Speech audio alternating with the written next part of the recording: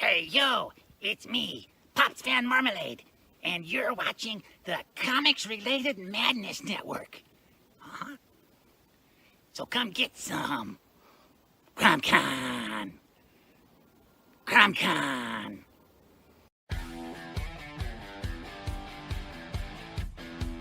If you're a fan of comic books and comic book conventions, Daytona Beach Comic Con needs to be on your list of must-attend events. It's a show that actually focuses on comic books. Imagine that! This year's event is happening on Saturday, September the 6th, and Sunday, September the 7th.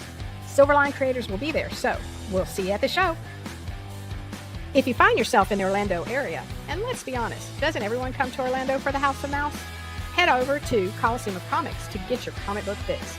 Be sure to check out their location on East Colonial Drive, where they carry a wide selection of independent comics, including Silverline books. Stop by and don't forget to tell them Silverline sent you. Hey, if you're an independent comic creator looking to get your comic printed, look no further than Kablam Digital Printing. They print our comics and do a fantastic job. They can even print special edition covers. When you reach out to them, be sure to tell them Silverline sent you. Looking for a bold way to boost your business? Advertise with Silverline Comics, reaching readers across the U.S. and around the world.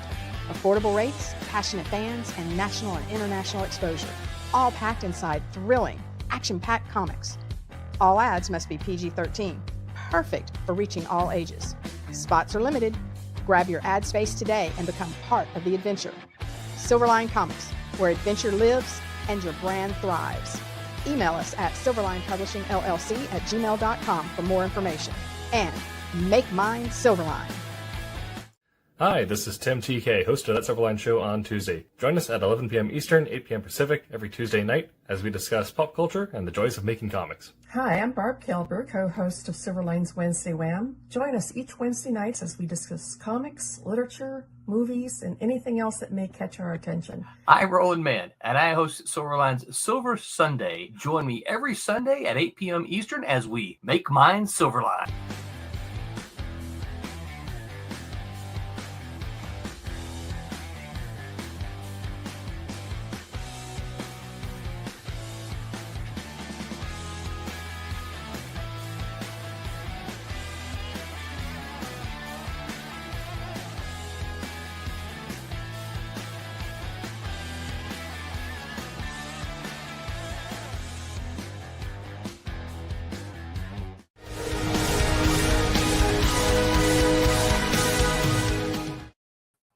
Hello, everyone, and welcome to...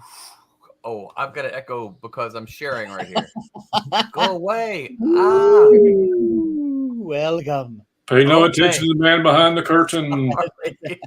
Welcome, everyone, to Silverline Silver Sunday on this Sunday, May the 18th. No, it's not right. 18th already? Oh, my gosh, really? Oh, man. I'm your host, I'm Roland Mann, and I am here with the human digital color supreme, Miss Roberta Conroy. Say hi, Roberta. Mm-hmm. Hello. She's so excited today. And I'm here with the Mr. It's Complicated himself, Mr. Tom Mason. Hey, everybody. And, of course, by that man in the mask guy, Mr. Micah W. Belcher. Howdy, all. Mike, I left a message on your latest Militant Gazette. I would shop at that corner. That hardware store looked like it was a reputable, very reputable. Yes. Yeah. So for those of you who haven't seen it, make sure you subscribe to Mike's Militant Gazette. It's free. It's free. So go subscribe. And he posts like a madman. There's like 3 posts a week, aren't there? I try to do at least 2. Yeah, there's artwork, there's sketches, there's commissions I've seen, and there's pages from the comics. Yep. It's a whole experience. Yep, and you get to read a comic book. Yeah. Couple of them. So make sure you go do that. We have a campaign running. How can I shrink this just a little bit? There we go.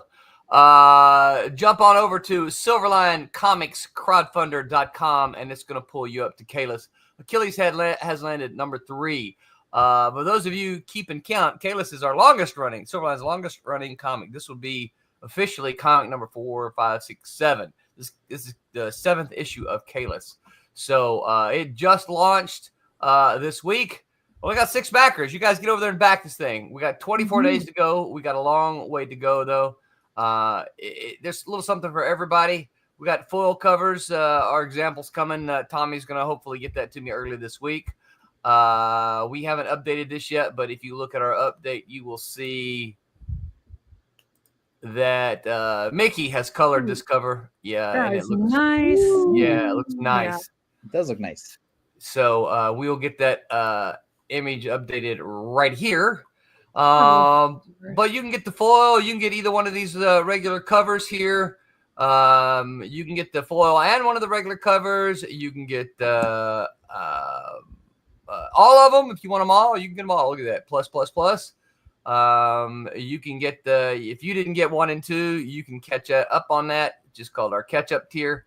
You can get the digital. We got several digital readers. And so you can get the digital here. And if you miss the others, you can get the digital catch up as well. And if you missed the entire first series, look at it. You can get the entire first series as an add-on, right? As an add-on to your pledge. And of course, if you're like, hey, Silverline's new to me, you guys got several other titles that I'm interested in. Here's a list of available back issues right here. And you can add any of these on to your pledge. Or if you just missed one, you're like, oh, you know what? I didn't get that one. You can add that on. And we've got a page of original art here. It's one of a kind. This is page 7 from Achilles Has Landed, issue number 1, that was done by Lois Chernowski. So you guys get over there, back that campaign. If you can't back it, you can share it. It doesn't cost you anything to share, and you will be helping out independent comic creators and independent comic publisher. Help us fight against the man. Yeah, because that's what we're doing, right? Are we fighting against the man? Are we putting the back up against the wall? Is that what we're doing? We're trying. I think so. Yeah. Fight that man. Big news out of Diamond on Friday. So big, so new that I don't think we know a lot of it yet. But apparently Diamond has the sale went through, and Diamond has let go of an awful lot of people, including our rep, Silverline's rep, who has been there for more than 30 years. And I heard someone mentioning him in passing the other day, and they didn't give his name, but he posted onto LinkedIn, so he made it public. So I don't think he's trying to keep the information from anybody. But Steve Leaf has been our rep, and he was let go. I've reached out to Steve, have no idea what's going on with him. I know what he must be. Well, I wasn't there for 30 years at Malibu, but anytime you're let go, you know what it must feel like. Yeah, it's terrible. Yeah. Sucks. And the atmosphere prior to it is morale killing as well. Yes. Right. Yeah. So you're already deflated before it even happens. Right. Yeah. It's kicking someone when they're down. Yes. Yeah. Steve was good to us at Silverline. Every time I goofed up in my solicitation, which happened, every other month, he would send me an email. He goes, "Are you sure this is what you're trying to do here?" I'm like, no, that's not what I'm trying to do at all. What I really meant was right. Yeah. So he was really good to us. So and the interesting thing about, for those of you with the score pad at home, Steve, when Silverline first published books in the late 90s, Steve was my go-to guy then as well. He was the second one. He wasn't the first one I had, but he was the second one that came on after my first guy moved on to other things. And so Steve's been there for a long time. So Steve and any of the others, I don't know. He's the only name that I know of at this point in time. He's the only name I know of that has been let go. I don't know if my contact in the accounting office is let go. I don't know. But we wish them all well. We have no idea, unless you guys have some information. We have no idea what's going to happen with Diamond now. Well, unfortunately, anytime a company gets, bought by somebody else, typically the new company is the one that kind of looks at things as well. We just want to put our own people here. Yes. unfortunately, and that's Yeah. kind of a standard. Yeah. And because I think some people think, well, there's a reason you guys went out. You were going out of business. Is obviously the people in charge didn't know what they were doing, so we're going to put our guys in because our guys know better. It's like that's not always the case. The case is No. they may not know the market, and it's not bad to keep some of those guys around to maybe kind of Right. help the transition. But Yeah. unfortunately, I've seen that too many times.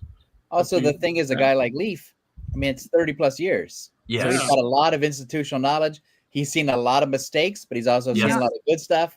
Right. And he's a good mentor Yes. for other people coming in. It's not like he's coming in blind.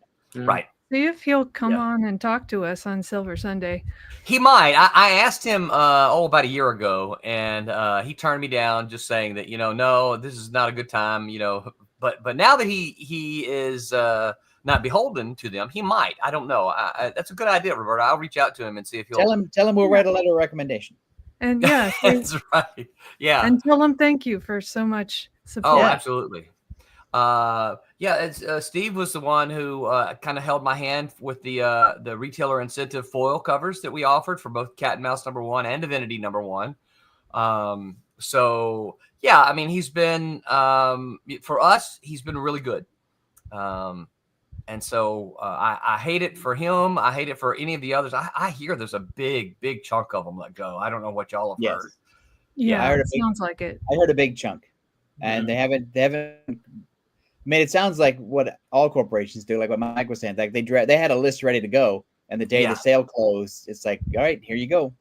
Yeah, like they don't even make an attempt to have like a transition period of, you guys, we're gonna lay you off. Yeah, those who want to stay for another 2 weeks or whatever to help us in a transition can do that, but they just no, the way the world works now is the hatchet comes down. Right. Mm-hmm. Yeah. So I don't know what that has. I don't know what effect that's going to have on, our books that are going out. I don't know what books are unfulfilled by Diamond. And where, I guess that would be the worry, right? Yeah. So they still owe us for 2 books, which is a sizable amount for a little outfit like us. They still owe us for 2 books that were caught up in the bankruptcy. Whatever it was, it was 2 months. It was one, yeah. Yeah, it was. There was 2 months of content, and it was just us. It was everybody for those 2 months. So I'm sure everybody's feeling a pinch for what's owed them. I don't know what the status of that is going to be now. I don't. I'm assuming since they've been bought that they're going to make good on that. But you know what happens when you assume. You don't know. Yeah. So I don't have any idea. I mean, it's, again, it happened it happened Friday. So, going into the weekend, I don't have any idea what's going to happen if we're going to get a new rep to reach out to us. The only email address I have is for Steve and for accounting. I can't remember if I emailed her directly or if it went to a generic. Yeah, but if they're gone, they're not going to be answering emails. Well, that's it. If they're gone, their email is probably shut down. Yeah, yeah. So I'm not sure what our next steps will be, or what their next steps will be with us. I don't know. I bet you get a letter or an email in the coming 2 weeks. Yeah, we are going to proceed as if it's going to be the same thing, just with different people. We have to make that assumption, because to not make that assumption, I think would hurt us on this end. But dear comic book publisher, right? Thank you for your support. Thank you for your continued interest. We have reviewed our records. That's right. There are rumblings of other distributors out there that are going to form up, and we talked about this a little bit at one point in time. I would love to see the day happen where we have multiple distributors again. Competition is great, right? Competition is fantastic. I'm not sure that's what's going to happen because these others haven't started up yet, but I've been reached out by 2. I've been reached out from 2 different folks who say they're starting a distribution process. So You know, we're not. Yep, we're not exclusive. One said, "Would we consider exclusivity?" And I said, "No way." It's like, no. Number one, you're not established yet, so why would I be exclusive with you? What Right. you know? No. And number two, right now, our orders are coming from Diamond, so that wouldn't make any sense for us to do that. So, well, you know, a new distributor would have to show a prospective, you know, publisher or a client that he's got the comic shops to back it up. That you know, if going with a new distributor is worth it to anybody, you know, tell me who your customers are. How many do you have? And are they indie friendly? Are they going to be, are they just, it's another catalog on their mail pile that they're, I may scan for the names I know and then leave it at that. So, I mean, there's going to be a lot of reassurances to publishers. And also just lining up a half a dozen of the smaller independent publishers isn't a recommendation. No. You've got to get, and I'm not saying that in a negative way about Silverline. I'm just saying in general, I want to see the stability of a big publisher aligned with something new. I don't know anyone, and I don't believe that I've told anyone or tried to suggest to anyone that we're anything other than what we are. And we're a very, very, very small outfit, right?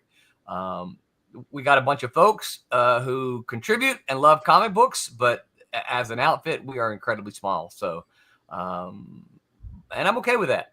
Our exclusivity doesn't mean anything in the bigger picture to a company that's just starting up. No. Yeah. So, and exclusivity, I think, hurts the industry. I do too. I mean, at the end of the day, I know you're getting better discounts.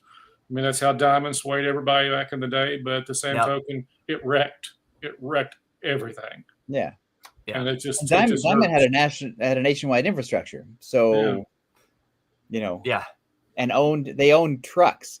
So somebody has to show me that they own trucks, or that they own airplanes, or that they own, you know, or they've got a really good discount with the U.S. Postal Service, right? Right. Which again may not exist in a couple of years anyway. So they got a drone fleet. That's right. Yeah. Oh, yeah. That would be cool, wouldn't it? I'd like my comic by drone. That'd be kind of cool. That would be very cool. I would pay a spot on my driveway just for a drone. I could just, wouldn't that be awesome? I like to see you out there on a Sunday. You're mowing the lawn, and then also you got to put down your drone airfield. Honey, the milk's here. Well, then it's just like when you're a kid, you're waiting for the ice cream truck to come by. You're waiting for the buzz of the drone. Yeah, that's right. Hey, honey, the new comics are here. That's right. No, that's the way. Shh, don't come on Monday. My wife's here. That's right. For new comics. Madness Entertainment Group says, "Hey, yo, what is up, Pops? Pops is always behind the scenes, you guys." And he says, "For Madness programming, info, booking, sponsorship, and Roku opportunities, our store, and more, go to https://themeg.tv. If you guys want to get a show on, if you're like, you know what, I've just been dying to let the world know my opinion on this thing here. It's got to be geeky, right? It's got to be nerdy and geeky. Reach out to Pops, and he will direct you in the way. You can be angry too. You can be angry, yeah. Anger can get views sometimes. That's Dustin Yoke says, "How's it going, folks? What is up, Dustin? Good to see you here, hanging out with us." Hey, Dustin. So before we get to the topic, can we talk about the Superman trailer? Yes, please do. Ooh, yeah. All right, because Mike because we were talking about it off the air before Roberta joined us. Yeah, and I have not seen it. All right. No? Well, it doesn't really have any spoilers in the trailer, which is rare for a trailer these days. So yes. Mike, you saw it. What did you think? See what Roberta just said. That's right. It is rare. So, Mike, what did you think? It was an excellent trailer. It gave you everything that you would want probably in a Superman. You got the inquisitive Lois Lane at the beginning, and you got the action parts. Again, who knows what the story actually is, but everything you expect in a Superman movie: flying, punching, super feats, and we got Ma and Pa to boot at the end. Yeah. And we can't forget crypto because everybody loves crypto. Love that. Everyone loves crypto. The thing is that I thought they had downplayed crypto in this one, Yes. where they had upplayed him in the first one that I saw.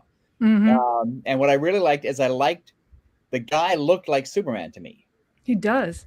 And there's a change that he does where he's talking to Lois as Clark Kent, and then he immediately switches to talking to Lois as Superman. And I thought, well, that's like a Christopher Reeve move. Mhm.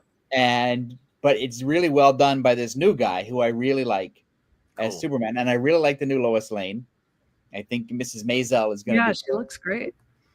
and there's a scene in the trailer where Guy Gardner is in the frame for like a half a second. Like if you blink, you miss him.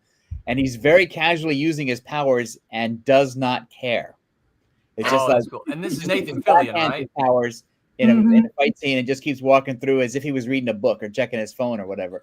And I thought, well, That was smooth. that's Guy Gardner. Yeah. Yes. I don't need a lot of exposition. I don't need any backstory or whatever. That's him 100%. Yeah. And so, and I had seen last night I watched Guardians of the Galaxy 2, Okay. which James Gunn also did. And there's two themes in there. One is the father-son theme, Yeah. which has an echo of Pa Kent and Clark Kent. Right. And there's the sister theme of Nebula and Gamora, right. which also plays out. And those are two really strong. I mean, even though they're aliens, they're human relationships that people can identify with. And I thought it seems like if James Gunn can pull that off in Guardians, then he is moving in that direction for Superman. So I'm all in, and I don't look forward to a Superman movie Yeah. in No. general. But now I'm Yeah. all in. Yeah. Yeah, you have to go all in on Superman. I mean, that really, anybody who holds back on any of Right. the things that people know about Superman, it's not a Superman movie. Yeah. Yes. I enjoyed Watchmen, I enjoyed 300, but Snyder had just the complete opposite opinion of what I have of Superman. And I'll be honest with you, I didn't make through much of Man of Steel before I gave up on it. I didn't care for the tone of it. I think Cavill looked great. I think he had a good look. I had no problem with the look.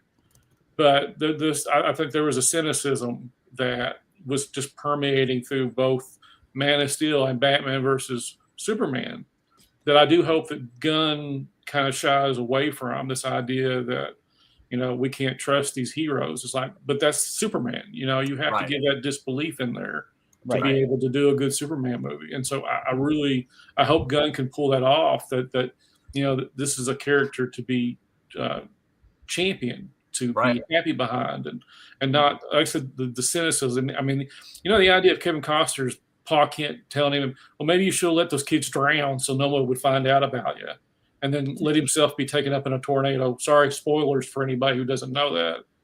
It like I said, very cynicism, the cynical point of view on what Superman's about.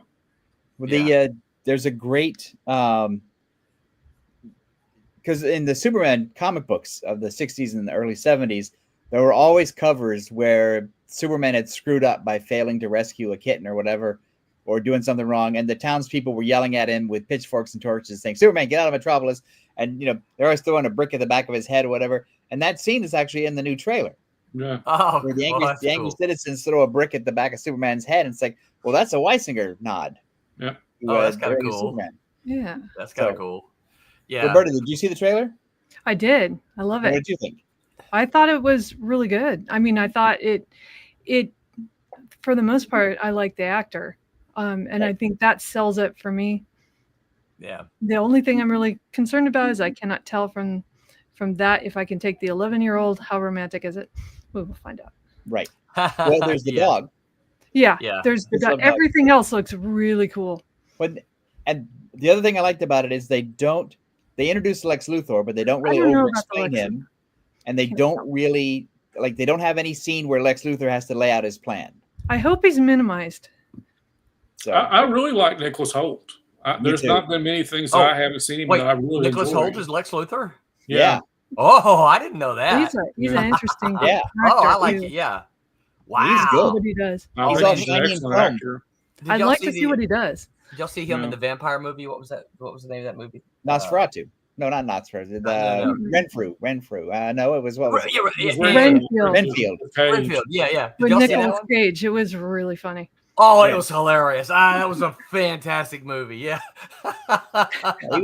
He was in I've never laughed so much at Blood and Guts. he was in was it Catherine the Great? Mm-hmm. The Great. Oh, I haven't seen that. The Great. And he's also in he's He's in a shiny lot and of chrome things. in Mad Max Fury Road. Yeah. Right. Yeah. Forgot about that. And he had a good turn as Beast in the X-Men movies. Yes, the he first did. class Yeah. movies. Yeah. No, he's good. Yeah, I did not see the trailer, and I'm going to try to avoid it, as I mentioned. But the reason I'm going to avoid it was I'm going to go see the movie, and so the trailer doesn't have to convince me to see it. I'm going to go see it, so I don't want to see it because of what Roberta said earlier. Is that so many trailers today? But that ruin one the movie. doesn't. That one doesn't. It doesn't look like it does. I hear you, but only if you record it and slow it down like some aggressive people do. And say, Right. oh my God, that person, you could tell he just is gonna die. Okay. Yeah. Right. So stay off YouTube, That's right? good. Yeah. Yeah. Don't go Googling Easter eggs found in Superman trailer. That's right. Yeah, don't look up that on the internet either. We can start doing reaction videos. Everybody does those. Oh my gosh. All the cool kids do that. Like I want to sit there and watch somebody react to another video. Oh, I I know. hate that. Yeah. So Because I might cry when Pa Kent dies again. Right? Yeah. Because I remember being a kid and when Glenn Ford fell over in the Superman movie with Christopher pretty Reeve, sad. I got choked up because it's like I thought Glenn Ford was like a really good Jonathan Kent, and then all of a sudden he clutches his heart and falls over. It's like, You're like, wait, that's Superman's dad. What? why are you doing that to me? Right? After watching that, I absolutely refused my grandfather to run. I wouldn't let him run in my presence. I'm not kidding you. I was traumatized by that. Yeah. I was so scared. If my grandfather ran, he was going to do that. And I just point blank told him never. And if we played ball outside, I had my brother go get the ball if I threw it too far or someplace else. I would never let my grandfather run. And don't ever have that heart-to-heart talk with your grandfather either, because that in a movie that always means the next minute or so he's dead. Go. Yeah. Yeah, he's about to go. Don't do that. All right, we got several comments here. Our Luniverse says, hello. What's up, Luniverse? Thanks for hanging out with us tonight. David A. Scooterez, what's up, David? Thanks for hanging out. Good to see you here tonight. He says, and Crypto is going to steal that movie. Oh, probably. He's Oh, I'm sure. He's going to be the action figure of the summer. Yeah, probably. This is a good question here, Agent Cub. Agent Cub says, good to see you, Agent. Thanks for making it on time tonight, Agent Cub. He said, when you say couples in comics, do you mean creators or characters? I mean characters. Right. Although we don't know many couples in comics that are. No, we know a few. But we would end up gossiping about them to our detriment. Yeah, we would, and we don't want to do that. Well, let's stick to the characters. And we are going to talk about the relationship between Ice Cream Soldier and Wildman. Say again? We are going to talk about the relationship between Ice Cream Soldier and Wildman. So Agent Cub can be, or is that Hyper Potato who is? That's Hyper Potato. Yeah, he's a Sergeant Rock guy. He's a Sergeant Rock guy. Yeah. All right. Well, then we won't talk about that then. He says, "Hello was in Warm Bodies." Yeah, Holt was in that. Oh, yeah. Oh, okay, yeah, gotcha. Yeah. The zombie romance movies. He was a Beast in X-Men. Yep. Agent Cub says, spoiler alert: Superman dies at the end. Yeah, it's because of all the kryptonite. Yeah, our Luniverse says, my only problem with the trailer is that Superman seemed immature in the interview scene, but it's a young Superman, so I give it a pass. So yes, I like that because it's a contrast between Superman as Clark Kent and Superman as Superman. I think it's two different. If you split the character, then he is kind of a young, because Christopher Reeve played in that way too. He was a goofball as Clark Kent, and then as soon as he became Superman, he's like manly man. So I think it's the dichotomy of the character that makes it interesting to me. I agree, and I think that is part of what makes it interesting is that the man in the costume and the man out of the costume are two different people, and it's fun to watch. You sort of wonder if you want to play armchair psychiatrist, you can sort of wonder, well, who is the real person? Yeah, is the bumbler just the act, and Superman is really the manly man, or is it the other way around, or does he need both halves of that to feel real? Yeah. probably. Yeah, I think That he was probably deep. he probably need. Well, I've been doing some reading. But I think he needs both halves to be sane. Yeah. Well, here's a question for Mike. Mike, when were the Kents introduced? Because Superman, the first Superman, didn't have the Kents. He just came to the world in a rocket, and next thing we know, he was Superman. Well, the Golden Age, he basically said he was put in an orphanage and found by people. It was a kind of a nebulous, whatever. It was the 50s that we got Mom and Pa Kent when the Superboy story started. So we got backstory with the Kents, and then that was a way of propelling. Pa's death scene was instrumental in him becoming from going from Superboy to Superman by him saying why he was dying. Son, go do good. Never forget that. It's his motivator. And that was his motivation. That was the dying words. And so you had that for a lot of years. But, my Kents are the John Byrne Kents. And he made them actually, instead of being ciphers, characters.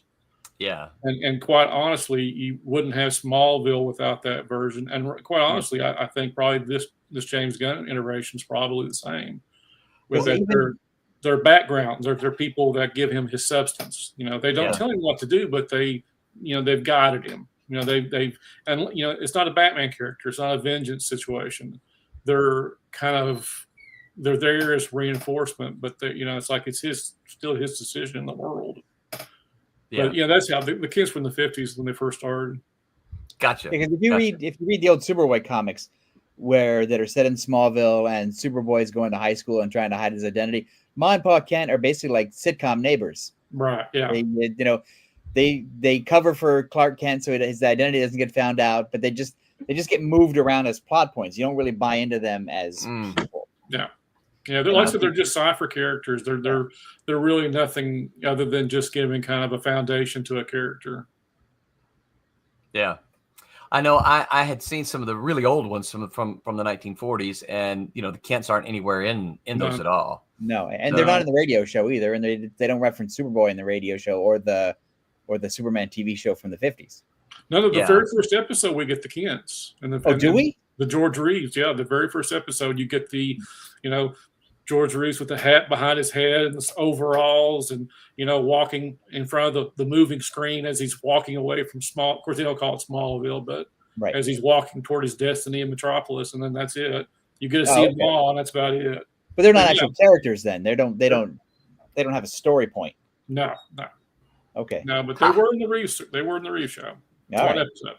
That's pretty cool. Ha! Agent Cub says, if Lex kills Krypto, Superman will turn into John Wick. I would watch that movie too. I'd be all over that one. That'd be fun. They'll get all kinds of split offs like, Jimmy Olsen, Turtle Man, and right. Turtle Boy. And, yeah. We'll have all these. Olsen is my favorite Olsen. Yeah. Well, I've been wondering when we're going to get a spin-off Superman movie called Superman's pal Jimmy Olsen. Wait, that was a comic book, wasn't it? Yeah, it was. Yeah, that's what I thought. Yeah, it was a Kirby comic. That was part of his Fourth World. Yeah, I didn't know that. Oh yeah, it's the greatest, wackiest thing ever. Sounds funny. Our Luniverse says, yeah, Superman isn't afraid to be vulnerable. I'm kind of sick of people who say men can't be vulnerable. They can't have any weakness, but Superman is sentimental and caring. Yeah. Tom, what's your weakness? You can see, I don't have my weakness is the Hallmark movies. Your weakness is you can't hold a laugh in. The thing is, you can see Superman as a vulnerable character in the 1978 Donner movie. Yeah. Where he gets the kitten out of the tree and gives it to the little girl. Mm-hmm. So he's holding up a helicopter with one hand and saving Lois Lane, and he's beating up terrorists or whatever, and stopping a bank robber. And then it's like, here's a kitten. And so I think that that shows both his tough side and his caring side. Mm-hmm. And he saved Miss Mocker's mom. That's right. Yeah. And all the screenwriters out there are referencing, save the cat book. Save the cat. That's right. Really save the cat. Right. So now I'll lay this out because I asked Mike this off the air earlier, and I like the answer. So Mike, if Christopher Reeve were still alive today, what would he be doing in the Superman movies? Any sane director, anybody with any mass marks would have cast him as Pa Kent. I mean, I would watch a Pa Kent show with Christopher Reeve, and I don't care what he just milked the cows and tilled the farm. That's Right. He's Pa Kent. Even if it was like a Save the Farm Hallmark thing with Christopher Reeve as Pa Kent, I would watch. Yeah. I'd watch the hell out of that. Yeah. Yeah. Easily. There. Oh my Good God. answer. Yeah, I think so. Why did that one go away? I got to get these images back. I opened up all those images before we started. Wait, Before before we start, we have to say we have to remind everybody to like and subscribe, because if you're watching without subscribing, we appreciate it, but it really helps us out if you subscribe. And share to your friends that might like and it. share and hit the notification. Yes. That whole jazz you hear from every other YouTuber. Yes, please do. Thank you, Mike. So tonight we're talking about couples in comics, who works and who does it and why. And while we might want to kind of make the slight claim that there's a lot of science involved in this, it's not. This is just kind of, we've thrown some stuff together that we want to talk about. And so I'm trying to share the screen. So who wants to go first? Tom, you sent me a whole bunch of stuff. You want to? Depends on what you throw up on the screen. I'm trying to get to it. I don't want to do a Chrome tab. Window. Maybe it's this. Oh, there we go. Okay. All right. Well, that's going to be the first one then. No, that's us. I don't want to share that one. Stop sharing. You have worked a computer before, haven't you, sir? I have, but share screen. You need a kid from Best Buy to come over? Probably. Here we go. All right, Tom, here's the first one. Oh, here we go. This is my favorite thing because it's gone on for like 50 or 60 years. It's that never ends, that one. Yeah, it's like there's almost no basis for it other than Submariner met Sue Storm and it's like, man, you were the hottest surface world woman I ever met. And then he basically stalks her for like 50, 60 years. He's always trying to kidnap her, always trying to steal her, always trying to get her back under the sea and to be his queen or whatever. And it's such a simplified, moronic version of comic book romance where it's like, you're hot, you need to come under the sea and be my queen. And then he just follows her for 50 years. And Reed spends she's a jellyfish. Yeah, he spends like dozens of issues going, what is your problem, dude? And Sue Storm is like, oh, I don't know, I can't choose. There's the fish man and the stretching man. And so it's just, and it would help if she was a more well-defined character. Yeah. But she's basically a romance comic character as opposed to a really well-developed character. It isn't until later, right, that she becomes an actual character. And then when Namor shows up, you're still wondering, like, why are they tolerating him? Yeah. Mm-hmm. Yeah. It's funny because I never thought about it. That it basically Submariner is a stalker all these years, and he keeps trying to kidnap her. Yeah. Yes. Well, they don't live in the same places. This isn't Romeo and Juliet. This is like a Lifetime movie with some crazy fish Tarzan. I'm reading the Byrne Fantastic Four run, and I just got to the issue where Sue is on a TV show with a Barbara Walters-like character, and they ask her about Namor, and she gives the Hollywood answer. Well, we're always been friends. I'll always confide in, whenever there's hard stuff and, things that are, but I'm really in love with Reed, and we just, I did marry him, but it was such a Hollywood answer of just kind of evading the question. Well, we're always so close friends. Oh, it's like an Entertainment Tonight answer. Check this out. So David A. Scooter says Sue always runs to Namor whenever she and Reed separate too. Right. Like there's Wyatt Wingfoot is right there. Right. and he's a land-based person. Agent Cub said Sue should have picked Namor. Yeah, but also I don't know despite the about fact that that. he's made of rubber, Reed is kind of as stiff as a character. So So when I was a kid, right? They had the Captain America action figures. They had the Human Torch action figure. Right. Spider-Man.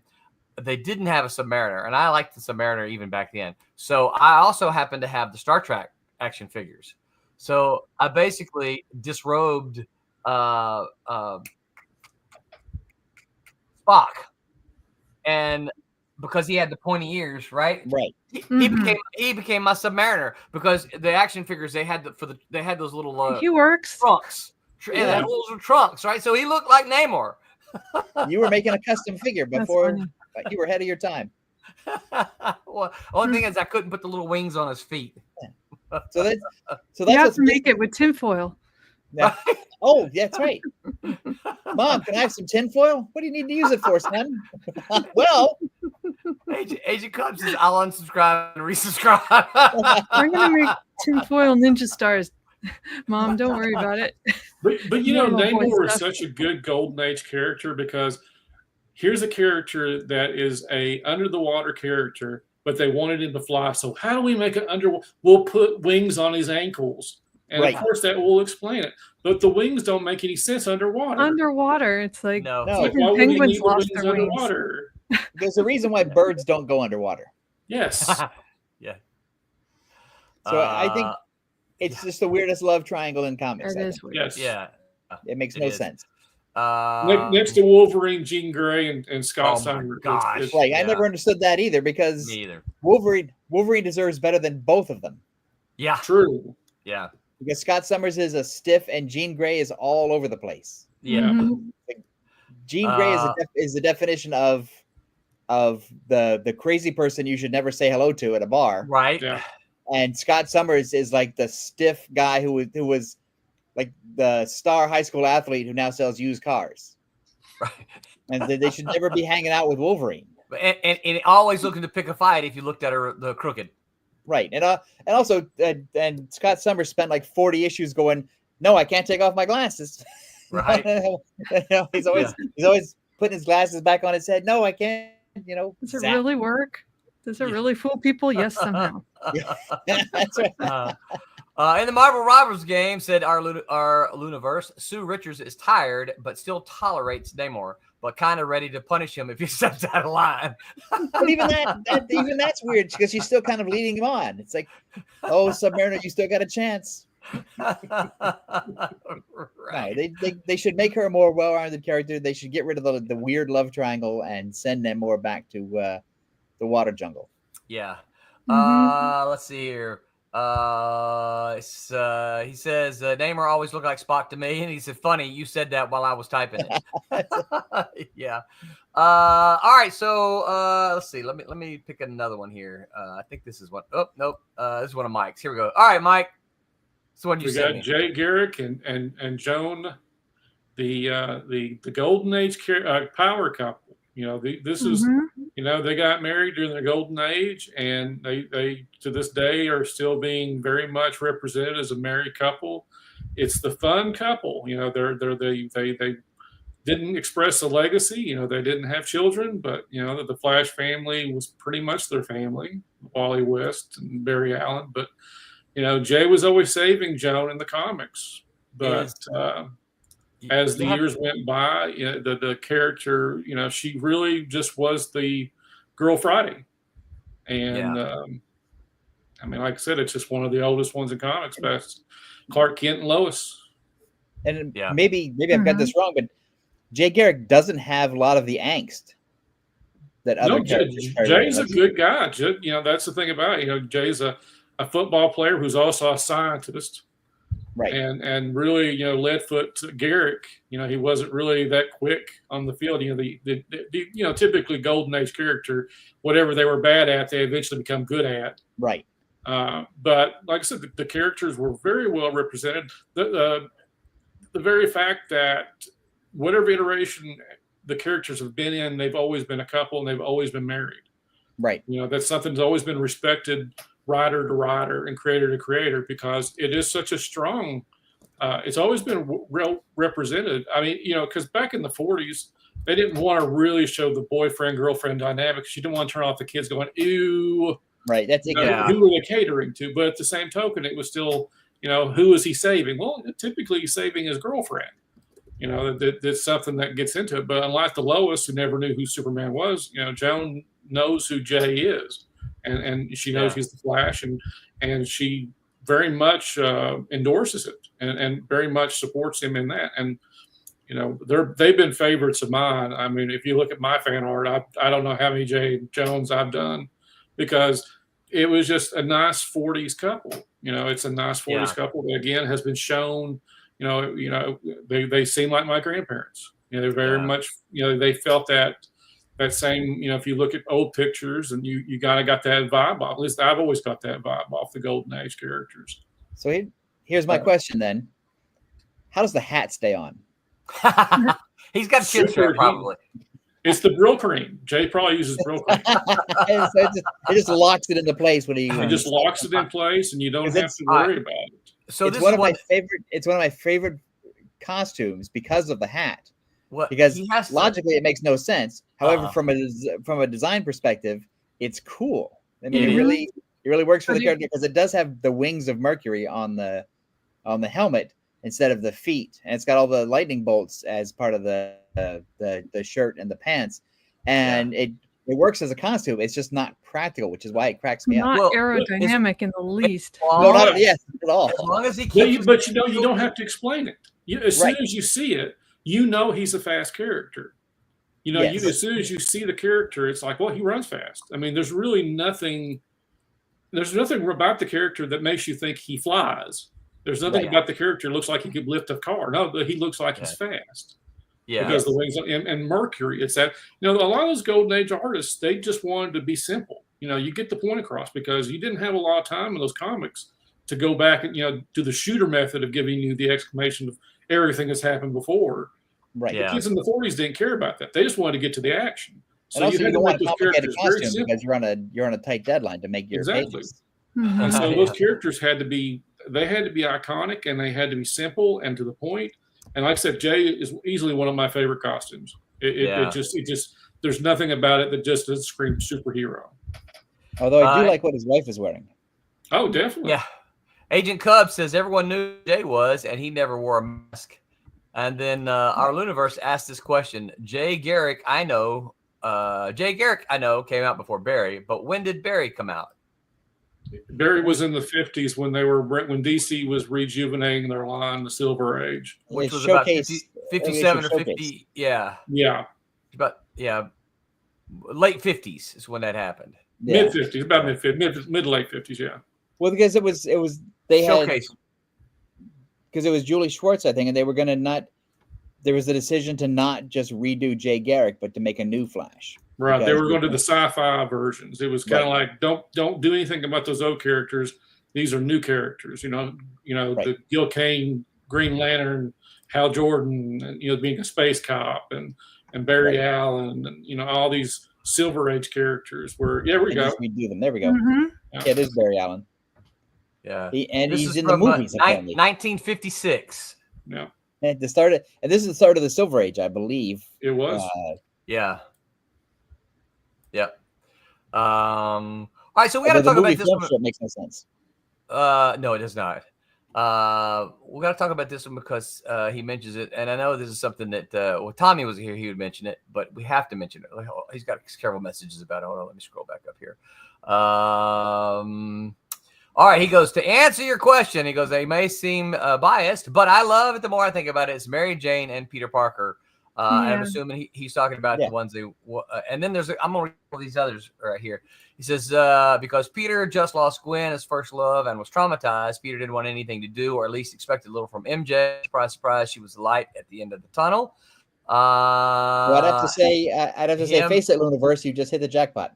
Right. Him and Mary Jane is getting married is proof that Peter can have a happy ending despite him going through a rough life. And then there was one other, I think. By the way, I'm talking Peter and MJ if they stayed married, a happy couple, not what they did after they got married. Yeah, I was always, and I realize I'm probably in the minority here, but I was always a Stacy guy. I like Gwen. I never really liked MJ. I prefer Gwen. No, I would, because I was never Team Gwen. I was always MJ. Oh, yeah. I like Gwen better personally. It's interesting. It's fun. Because I thought Gwen Stacy was basically like the soap opera character, and when kind of like the traditional comic book girlfriend, and then when Mary Jane came on, it was like, oh, this is like the sort of the modern comic book version of where women are going to be portrayed in Marvel Comics, because she was very confident, and she knew exactly who she was, and she was not just somebody's girlfriend or the girl in trouble character. And so I sort of gravitated towards Mary Jane. So now somebody explained to me the Gwen Stacy thing. I just like the way it was, because when she was introduced with I think at the end of the Ditko, beginning of Ramita, I think that's when she was introduced. Yeah. She was kind of a witchy character. She was kind of looking down at Peter. And I think what I liked about the relationship as it developed is I think she didn't see anything but maybe Peter's kindness. And I think that she kind of looked past barriers. And I think that she was more understanding. The problem I had with Mary Jane is that, she was strong, and she was very, strong-willed about how she did things. And I always think of that issue that Gwen Stacy was killed, and she goes in there to comfort Peter. MJ goes into Peter's apartment to comfort him, and he kind of lashes at her, "You're selfish. You never think about this." And I thought that was the best definition of what I've seen about Mary Jane. Yeah. That everybody who wrote Mary Jane, she was even though you could tell she was a nice person, she was very surface. She was the kind of, I never really got the key. Yeah. So this probably then says more about me than the two characters. I always felt for Mary Jane, it was about me. And for Gwen, like Mike said, is that, Gwen, she chose Pete, even though he was the geek, even though he was the nerd. She could have had, Flash or any of those other guys, at school, but she chose Pete because it was about his heart, not about what, not about his physical prowess, All right. Well, now I got to go back and read these early issues again. It's timeless love. Yes. Yeah. Classic. Well, it's the Parker Luck. Parker Luck, when it came to romances, had Black Cat. Black Cat loved Spider-Man. She didn't even like Peter Parker. She didn't want to see him with the mask on. Right. And also, that's the Sorry, I interrupted. Go ahead. No, I was just saying, he never had the luck with women. I mean, it was just like either they would die on him or they left him, or like I said, they liked one part of him because, Cat was a complete, it's like, I leave that mask on. I don't want to look at you. You're not very attracted to me that way. Because Black Cat, I thought, was the best iteration of the Batman Catwoman dynamic that somebody else had come across. I don't think anybody else has been able to do that as well as they did with the initial appearances of Black Cat in Spider-Man. David A. Scooterhead says, Parker Luck, he married a supermodel. Yeah, but he's always getting kidnapped by Dr. Doom, and Submariner's trying to chase her. Yeah. Our Luniverse said there was one comic when the Black Cat saw Peter's face, she threw up. Yeah. I don't know that one, but I want to look it up. Yeah, that's right. Hairball, excuse me. So Nicholas Gear has one that made me think of another. He says, Mr. Freeze's dedication to curing his wife. Now, I don't know the whole story behind that, but it made me think of this one here. I agree with him. I mean, that's something that we can thank the animated show for, because that origin was not even remotely in the comic. Mr. Freeze was one of those villains that was about as one dimension as you're ever going to get, because it was just a cult character. And then Paul Dini writes this Batman animated series episode about this poor guy that was trying to, save his wife by putting her in cryogenic sleep. And he was going to figure out a cure. And while he was doing that, the people that were funding him, tried to tear him up, and he gets turned into a freak.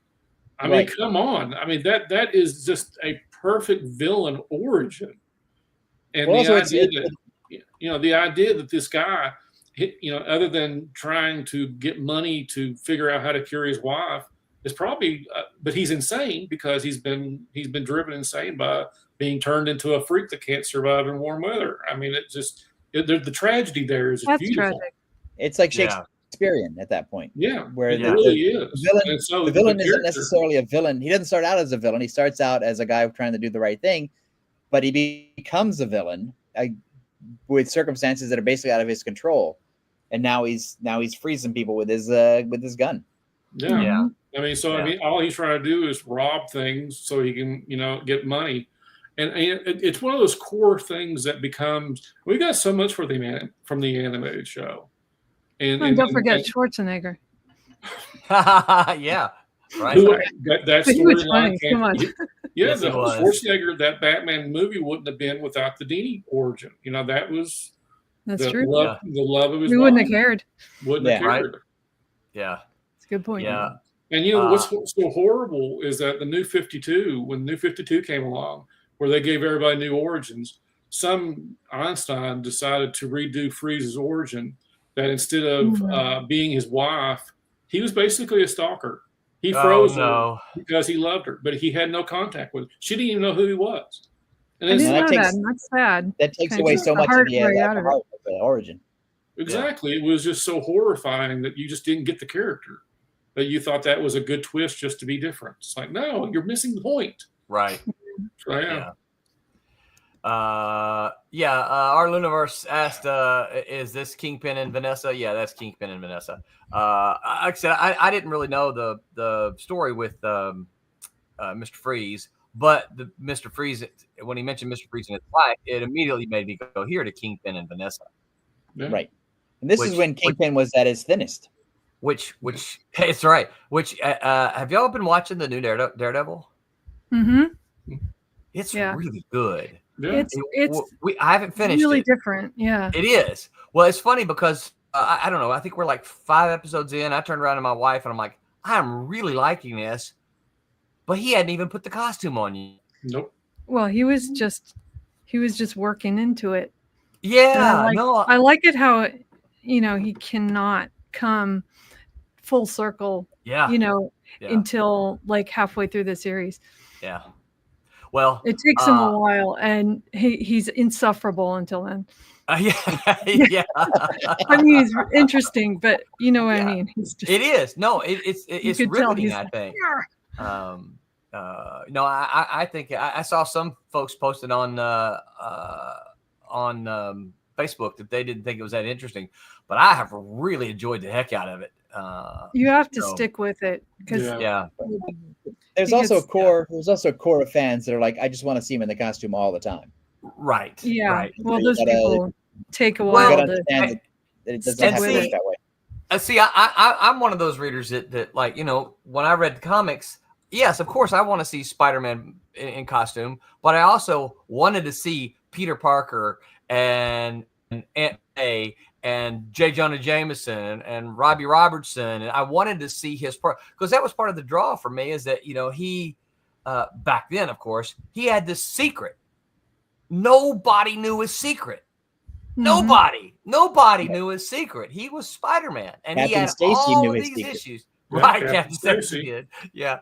But you wanted to see, well, what's he going to do about this? This is the thing in his personal life. What's he going to do? Decision how's he going to handle this? Well, also for as just classic dramatic structure, you can't just have Spider-Man fighting villains for 24 pages. You've got to have subplots and other stories to cut away to, and other characters, just like you would if it was a soap opera, just like it would if you were writing a regular TV show. You've got to have other people to cut back to. Yeah. Universe says, I quit after the 3rd episode, but I hear it gets better at 4, so I might give it another shot. It does. Yeah. I'm enjoying the heck out of it, so I would encourage you to do that. It's Acres. not Netflix good, but I'm enjoying it. Yeah. Well, I think it's different. I was having a hard time being without Karen personally. Yeah. That was missing for me. So like, did y'all read the comic? Yeah. Yeah. Okay. So there were things in there that happened, and I'm like, okay, this doesn't totally surprise me, and so I think that's what, for me, that's what kind of kept me going. Is like, I want to see this. I want to see what's happening. But you don't know what they're going to do with the story. Yeah, they're not the same, so you never know. Acres of Movies says hello and thanks, Stacy. Hello and thanks to you, Stacy. Thanks for hanging out with us. David A. Gutierrez. Oh, this is a good one. Yeah, he said Daredevil and Elektra were a great tragic couple. They were. Yeah.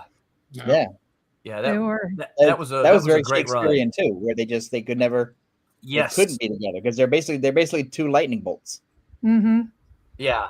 Yeah, they couldn't. They couldn't find common ground. No. But that's a long list for Matt Murdock. I mean, we could talk all day about the many loves of Matt Murdock. Yes, that which also sounds like a soap opera that we should. Yes, watch.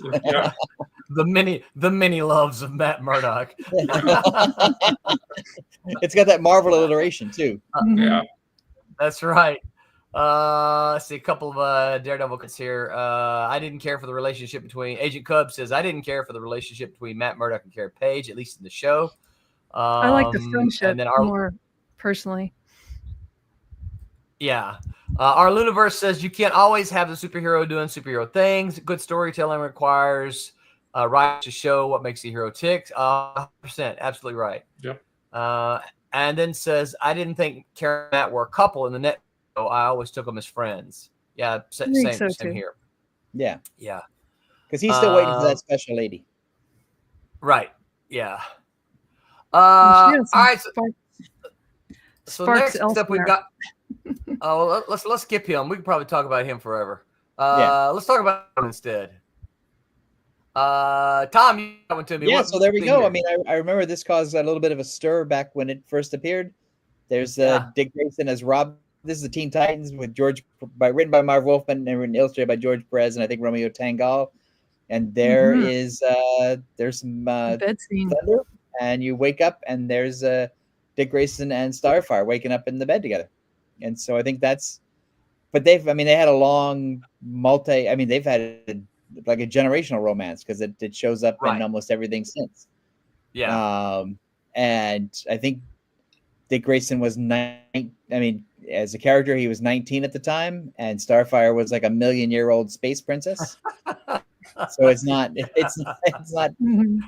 anything untoward. It's just normal. It's odd to sort of see it in a comic book as opposed to just being alluded to. Oh yeah. Arleniverse. Just answered you, Arleniverse. He said, "How old were they in this comic?" Of course, we kind of see some of that now. I think we talked to just before we went on air. Twilight did it, right? Twilight, she was like 17, and the fire dude was like 100. Yeah, he was 100, right? So it's like, hey, what, dude? Hold on now. Yeah, and in the same Teen Titans, Tara was 14 or 15, and Deathstroke the Terminator was 42 or whatever. Right. Yeah. And so there's that. And then I know I have a bunch of friends who are Legion of Superheroes fans, and they have a lot of interconnections and relationships too, but it all takes place sort of off panel. And, the comic book detectives have to work to decipher the dialogue and, the action to figure out who's actually connected to who. And that's used to be what comics were. And then this was like the first time it's like, oh no, here they are. Yeah. Yeah. All right. Let's make it work. Yeah. Let's get an independent one here. Well, that's not independent. Well, that's it. How about this one? All right. Well, this is from you, Roland. This is Jaka's story. Cerebus and Jaka. It's a love story. It has been a while since I have read this, but it is very good. Am I the only one that's read it? Yes. I don't know it. Wow. Right. Yeah. Okay. I mean, Cerebus is an aardvark, of course, and don't leave that key thing out. He is. Yeah. He's a talking aardvark with a sword. He's a talking aardvark with a sword, and she is a gorgeous human. And it is also kind of a tragic story. And the stories that take place after this, Cerebus kind of has a hard time getting over the loss of Jaka. And it dwells with him. I mean, this is one of those things that we see in stories a lot, right? They lose a love or love interest or a parent or something like that, and it sticks with them and it drives them for a long time. The thing is, it's so good. So I lied. I have read parts of it. Okay. But the thing is that it makes you forget. You forget that Cerebus is an aardvark. Yes. And because the relationship is so deep and so intense and such good back and forth with the dialogue that you sort of forget. Oh wait, that's like an earth pig. Right. Earth pig. Yeah. Interesting. Yeah. No, I think, and the cool thing about this is, we talked about Dave Sims' phone books here not too long ago. He reprinted a lot of his content in these trade paperbacks, and so you can get his story arcs, and you can get this. I think this is actually the cover to the trade paper that contains the Jaka story, and I highly recommend it. We talked about skipping out on the first few issues because they're just kind of a Conan spoof. Yes, and then it becomes the Cerebus that you want it to become. Yeah. Oh, this is a pretty good one. Agent Cub said, "What about Kevin and Kelly from Prime? Did they work or not?" Ooh, good call. Yeah, you were the editor, Roland, weren't you? No. That was Hank. Oh, all right. Yeah, that was Hank. I think they work as kids. Yeah. But he becomes the Goopy Prime. Yeah. So it's always going to be. I don't know if they were still being published today, 30 years later. Where would that story have gone? Yeah. Would it have been a Peter, Gwen, Peter, Mary Jane thing? And I think the thing, as you said, they were kids, so it's hard for me to think of them as a couple. And also, I think for that reason, it's almost like, well, they're really popular as child actors, but they really have a hard time making it as adult stars. And so I think their relationship because they're kids and because one of them has a superpower, maybe that doesn't transfer as they grow into adults. Mm-hmm. Yeah. So I don't think they last, and I think it's Kevin's fault. Yeah. I think so too, because then he can blame himself, right? Oh, I should have done this, and he can carry this guilt with him for a long time. Also, the tortured superhero is fantastic. It really is. Yeah. You get a lot of story mileage out of that. You absolutely can. Nicholas, weird couples, Howard Duck and Beverly Switzler. That's that. How about that image right there, Nicholas? Yeah, that's a good one. Yeah.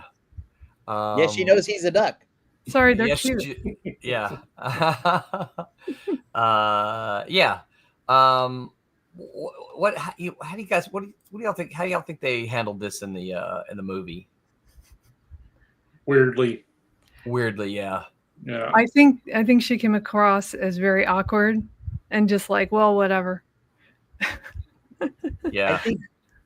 I think she is basically the sort of, well, because having met Gerber, right? Yeah, it feels like Beverly is based on some sort of weird college hippie chick person that Gerber knew in college. Yeah, it was just like that, the crazy person you would see in like a 60s movie or whatever. Yeah. And so he just moved her to New York and said, "I'm going to give her a duck." And so she never was really a well-rounded character until later. Yeah. She was just to be this sort of weird character who kind of grounded Howard. Mm-hmm. Yeah. And then they had an egg. That's right. It's really funny. As they do. But it's a weird couple, and I think Gerber tried to walk a really fine line with it in the comics, but they really should have just gone totally out there more. Yeah. So did it work? I guess we haven't been asking those questions too much, but I guess we have kind of answering them. It works because I think, well, some of them still work because we still care about Lois and Superman. Right. Yeah. And we still care about Peter and MJ. Peter and MJ. Yep. Mm-hmm. And so I think, and that's despite the 40, 50, 60 years of soap opera ups and downs. We still like them. Yeah. I always thought Howard and Beverly worked because it was so weird. Yes. You read them and you're like, this is just weird. Well, also the relationship, at least in the Gerber comics, was not sexual. Right. Mm-hmm. That wasn't the overt part of it. The part of it was they're basically two misfits, or what society would call losers. Yeah. Who have found each other.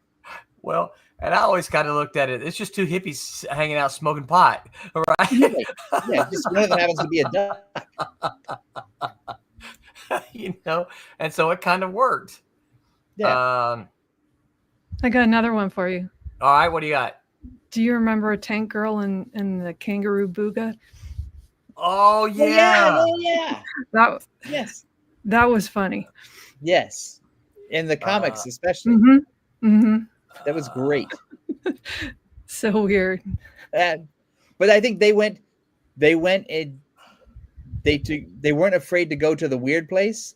Mm-hmm. They were weird. Like Gerber was. They deliberately went super weird. Look at that. It got very uncomfortably weird. Yeah. Yes, it did. Also, it's British too. Yes. Yeah. That's So awesome. Is that Jamie Hewlett? Yeah, I think so. I don't know. I I forgot. Looked at the first image that popped up. That's a great one. That's awesome. Mm-hmm. Yeah. Also, I think it's the only kangaroo in comics. Yeah, trying to save his hide. Is it? I don't know. Is it the only kangaroo in comics? I don't know. Maybe it should be. Yeah. It should be.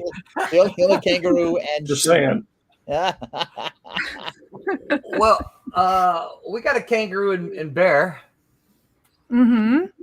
So yeah, but that's like a Winnie the Pooh type of thing, right? It is. Yeah. It is. Yeah. Right. Yeah. You don't have like a gun token post-apocalyptic. No. No.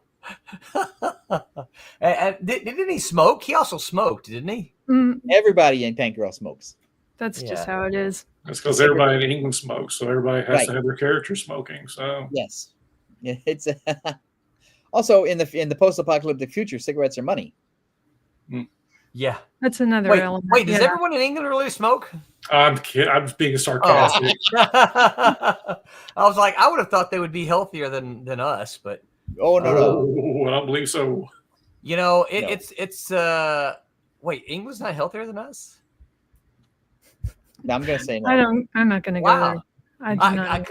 I would. That was an assumption on my part because Let's anger all of our European viewers. I am Sure. still surprised at this day to go to the doc. I spent Just some time. ask Peter.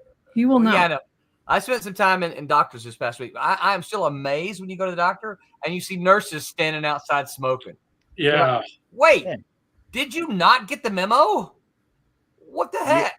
But You they know, walk People can't more. quit though. Some people Yeah. can't quit, and some people But they are under a walk tremendous more. amount of stress.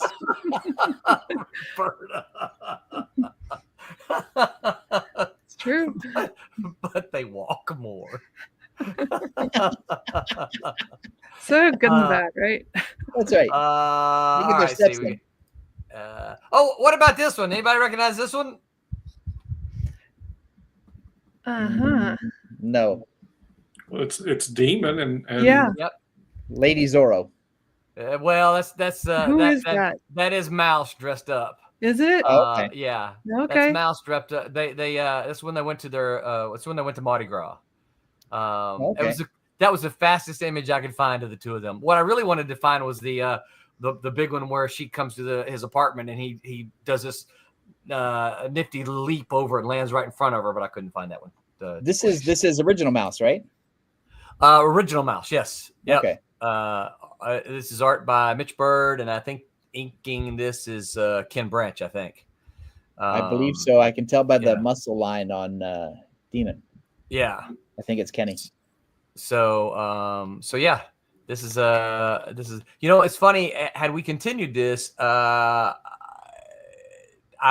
is really where I was going to go. Initially, I wanted to do Jerry and Mandy, but I like the whole Keith and Mandy thing a whole lot better, Right? because they just seem to work more.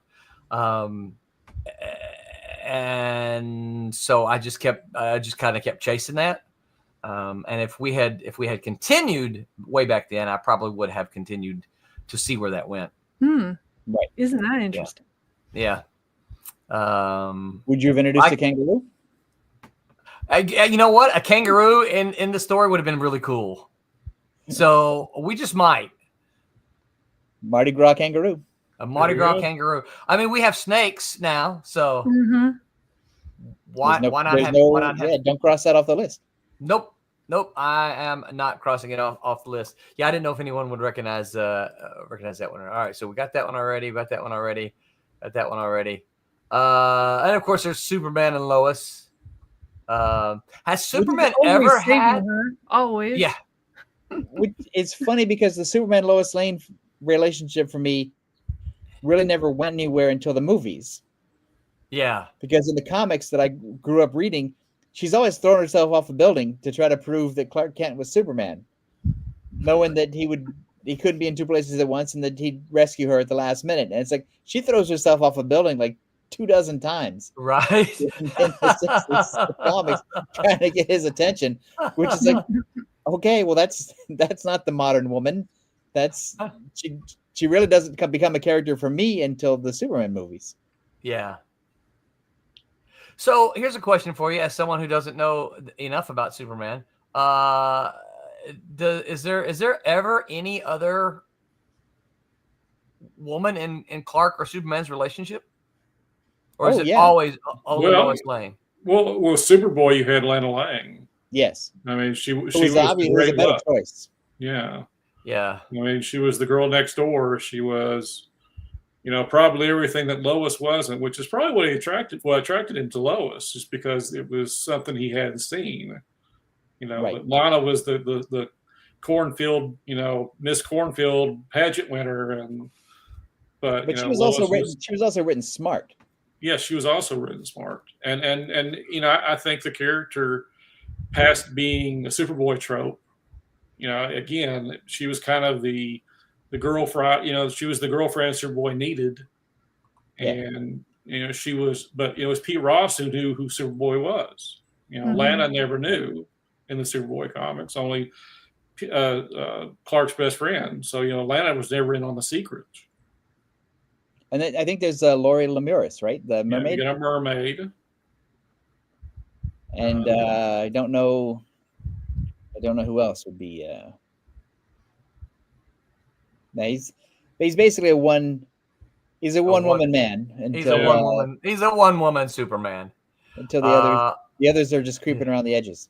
But Kurt Busiek did a great Astro City story that was basically making, I wouldn't say funny of this, but more of a homage to this of the co-worker that suspected a co-worker was a superhero. So in the situation, she kept trying to expose her co-worker as, I can't remember what the character's name. It's been a long time since I read it, but he plays with her. It just, he just always figures out ways of, no, it wasn't me, or I was over here and there was a duplicate. And she finally just kind of breaks off, and she just there no more playing. She just runs up to him and exposes him. She has all this proof, and he flips out and leaves the planet. Wow. Because he's all I wanted to do. I love playing with you. I love us having this little friendly back and forth, and you just kind of turn mean. So I'm leaving. How'd I go? So I'm taking my ball home and leaving you. So I thought it was very interesting. Yeah. So Agent Cubs, our Luniverse says she throws herself off a building to get his attention. That's a deal breaker for me. I would break up with her and really advise her getting help. There you go. And then Agent Cubs says, wait, and those panels, does Lois land on the canopy or the truck full of tomatoes? I think she lands on the canopy because. Oh no, she Yeah, lands in the. blowing her into the canopy. Oh no, no, because he says that truckload of tomatoes is the answer to my problem. A puff of super breath should correct Lois's chorus just enough. Right. So she's gonna land in the truck full of tomatoes. And that's gonna teach her a lesson because she's got tomatoes all over her. Yeah. Stupid what about Hong Kong Fooey and what was her name? I don't remember.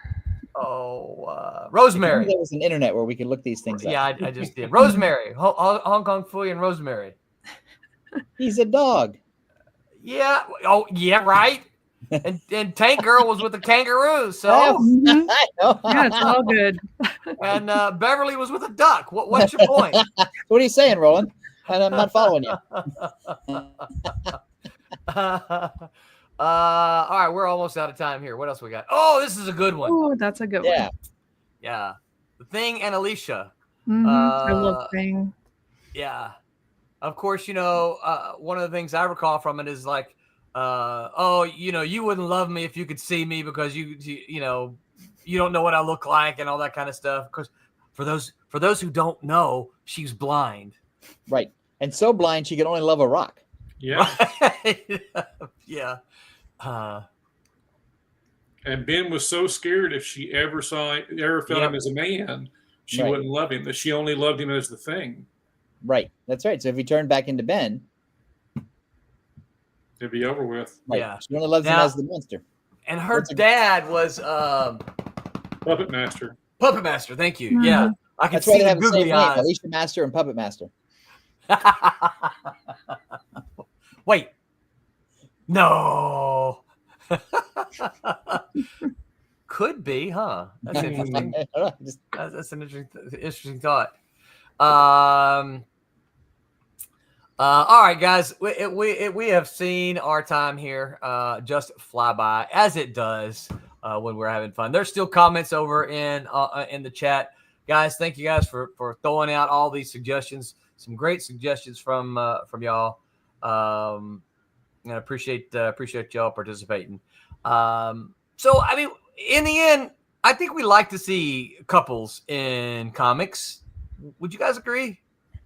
I think we like to see odd couples in comics. I like odd couples. I like even the heartbreaking, they can't really get together couples. Right. Yeah. Yeah. Because I think the odd couple idea gives you the lack of resolution, Mm-hmm. which can create additional story dynamics. So if you watch Cheers, when Sam and Diane finally get together, it's not a good show anymore. Now it's boring. Right. Yeah. And when you watch and especially the Moonlighting show with Bruce Willis and Sybil Shepherd, when they finally got together, it's like I completely lost interest in the show. Yeah. It wasn't even the show anymore. It was a different show. And so I like it when there's there's the tension of will they or won't they? Right. But I don't like it when they actually do, because it becomes a different show that doesn't work for me anymore. Right. And I feel that way about the comics too. Yeah. And you got to walk a fine line in comics because, I mean, you want to make sure there's a relationship outside of the action or the hero's, journey, but you also don't want it to overtake the hero's journey. Right. Yes. I mean, you don't want it to get in the way because, imagine all those action comics or detective comics that were like the romance comics of the 50s having Batman on the cover. Will Silver ever love me? They just don't have the same impact. So you have to kind of walk that fine line with the romantic relationship because it's still comics. Yeah. Yes. Mm-hmm. Yeah. And comics, I mean, comics are going to go, the best comics, the Spider-Mans, the Batman, Superman, whatever, they're going to go for 500 or more issues. Right. Yeah. So you're going to have a lot of twists and turns dramatically or comedically to last that long. Yeah. Yeah. Yeah. Bones is another TV show. Thinking about TV shows, once they had the relationship Yeah. Mm-hmm. changed. Yeah. Yeah. And it was, and also because she got stupider. Yeah. And he became more of a bully. Right. Yeah. And it was no, better. you're right. It was better when they didn't get together. Right. Mm-hmm. Yeah. And those things, that's the kind of thing, the reason I put my two characters of Dynama and Tommy together right off the bat. I don't want anybody to see them not as a couple, because I don't want to have to put up with that. I mean, that's to build that up and then do it. It's like you lose interest in it, so it can't be the thrust of the story. So I got it over with, boom. Well, because your story isn't about that. Your story goes off in a different direction. Exactly. Right. Yeah. So. All right. Any shows you guys coming up? Anybody? Next month. Where you gonna be, Mike? Danville. So Danville, Kentucky. It's pretty recurring show. Looking forward to it. Nice. Danville, Kentucky. What's the date of that? It is the 21st of June. All right, so 21st of June, you guys plan to go see Mike in Danville, Kentucky. Tom, when's your next show? I'll be at the San Diego Comic-Con, but I don't set up or anything. I just wander around like an idiot. So you got it, Tom. You got to find Tom. You need a Tom radar if you're going to San Diego Comic-Con. That's right. No kidding. You gotta ping me early. Or you put a flag on your back and people can find you that way. Or just reach out to him and say, "Hey, Tom, what are you doing at 3 p.m. on this day?" Chances are I'll be at the pinball lounge in the Marriott Hotel. Roberta, what about you? You got any shows lined up? Come on, we got to get you lined up for some shows. I'm doing 2. I've got Galactic Con. Tommy and I are both doing Galactic Con, which is in Claremont, Florida, on the 7th of June. And then I know I mentioned this earlier because I was so excited about it. I will be at Heroes Con for my very first time ever. North Carolina. And that's in Charlotte, North Carolina, and I am stoked about that. So, Heroes Con. Great show. Yeah, I've never been. So, Charlotte is a good town, and Charlotte has really good barbecue if you are of that mind. Yeah. So you guys, I know Charlotte's a well-attended show. So you guys, all of you who go, plan to come see me. On Tuesday, how to use fantasy tropes. The gang discusses how to use tropes and plot devices commonly found in fantasy stories in a way that is unique and creates buy-in from your reader. That is Tuesday. On Wednesday, what buzzing I hear? Heroes and villains based on insects. That's Wednesday. Wham! Oh, interesting. On Wednesday. Next week, we're going to talk about piracy in comics. Piracy in comics is real. It happens, and it's happening now. Can it be stopped? Pros and cons of piracy. Are there any pros of piracy? We'll talk about that all next week. Not next week. On Sunday is what I meant to say. And then the next week, Tom will be hosting, and he still owes me a topic. So I have a topic in mind, so I will. Okay, all right, good deal. All right, let's see here. Let me find my go away thing. Here we go. Until next week, remember to make mine Silverline. Good night, everyone. Good night, everyone.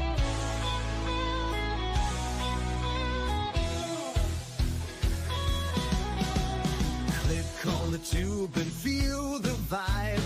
Every show you crave right here live. Heroes and villains clash in the night. Madness Comic Network sets it right. Scroll through the list, find what you need. Epic battles and fast-paced speed. From capes to cosmic space delight. Tune in and watch your favorites ignite. On Facebook, share the thrill so grand. On X, the buzz across the land. Madness Comic Network all around. In every episode, joy is found.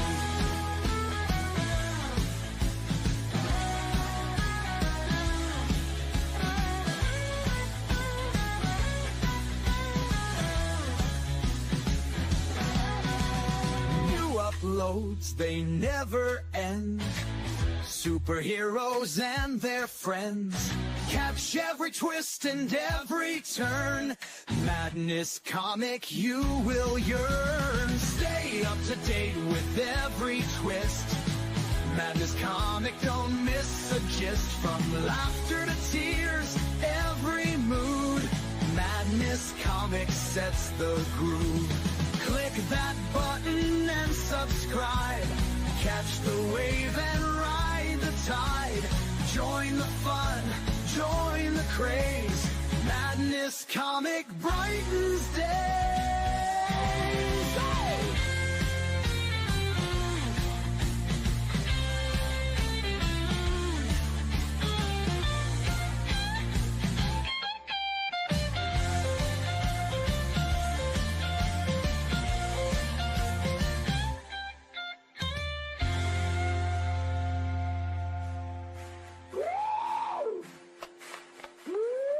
New uploads, they never end. Superheroes and their friends. Catch every twist and every turn. Madness Comic, you will yearn. Stay up to date with every twist. Madness Comic, don't miss a gist. From laughter to tears, every mood. Madness Comic sets the groove. Click that button and subscribe. Catch the wave and ride the tide.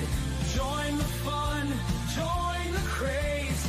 Madness Comic brightens days.